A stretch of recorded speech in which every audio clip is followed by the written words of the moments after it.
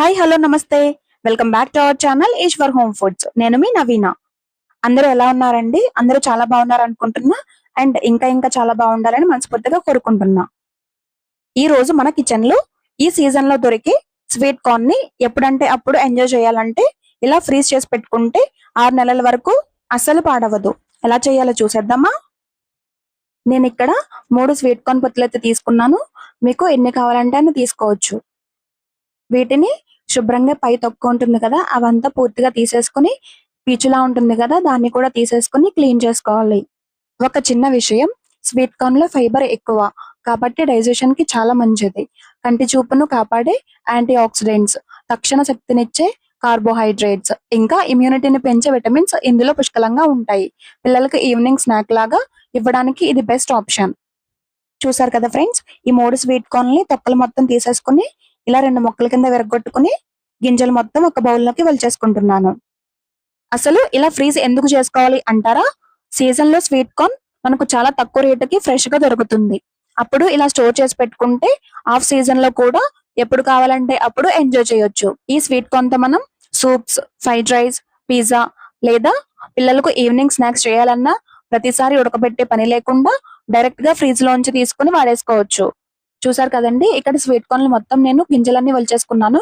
ఆ తర్వాత స్టవ్ మీద ఒక గిన్నె పెట్టుకుని ఒక 1/2 లీటర్ వరకు వాటర్ యాడ్ చేసుకోవాలి. నీళ్లు కొంచెం బాయిల్ అయిన తర్వాత మనం ముందుగా వలిచి పెట్టుకున్న స్వీట్ కార్న్ గింజల్ని ఆ వాటర్ లో యాడ్ చేసేసుకుని కరెక్ట్ గా ఓన్లీ 2 నిమిషాలు ఉడికిస్తే చాలు. ఈ ప్రాసెస్ ని బ్లీచింగ్ అంటారు. ఇలా చేయడం వల్ల స్వీట్ కార్న్ మనకి ఎక్కువ రోజులు నిల్వ ఉంటుంది. ఓన్లీ 2 మినిట్స్ పాటే ఒకసారి బాగా కలిపేసుకుని ఉడికించేసుకుని స్టవ్ ఆపేసుకోవాలి.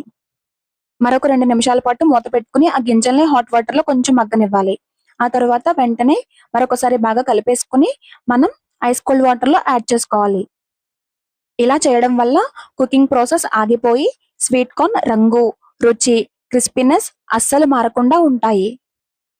చూసారు కదా, నేను ఇక్కడ ఈ ఉడికించుకున్న గింజల్ని ఐస్ వాటర్ లో యాడ్ చేసుకుంటున్నాను.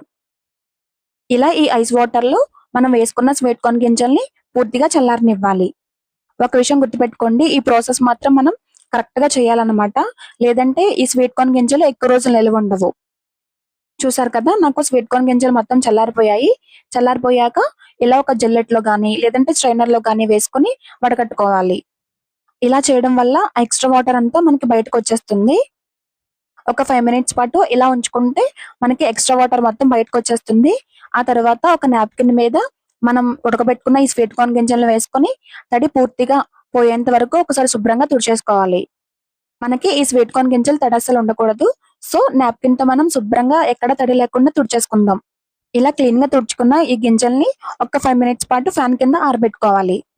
తడి పూర్తిగా ఆరిపోయాక ఒక జిప్లాక్ కవర్ లో కానీ లేదా ఎయిర్ టైట్ కంటైనర్ లో కానీ వేసి డీప్ ఫ్రిడ్జ్ లో పెట్టుకోవాలి. అంతే, ఈ సింపుల్ అండ్ యూస్ఫుల్ టిప్ మీకు నచ్చితే తప్పకుండా ఒక లైక్ చేయండి. మీ ఫ్రెండ్స్ అండ్ ఫ్యామిలీకి షేర్ చేయండి. అలాగే ఇలాంటి మరిన్ని ఇంట్రెస్టింగ్ టిప్స్ అండ్ రెసిపీస్ కోసం మన ఈశ్వర్ హోమ్ ఫుడ్ ఛానల్ ని తప్పకుండా సబ్స్క్రైబ్ చేసుకోండి. పక్కనే ఉన్న బెల్ ఐకాన్ నొక్కి ఆల్ సెలెక్ట్ చేసుకోండి. అప్పుడే నేను కొత్త వీడియోలు పెట్టగానే మీకు వెంటనే నోటిఫికేషన్ వచ్చేస్తుంది. Thank you for watching. See you in the next video. Bye bye.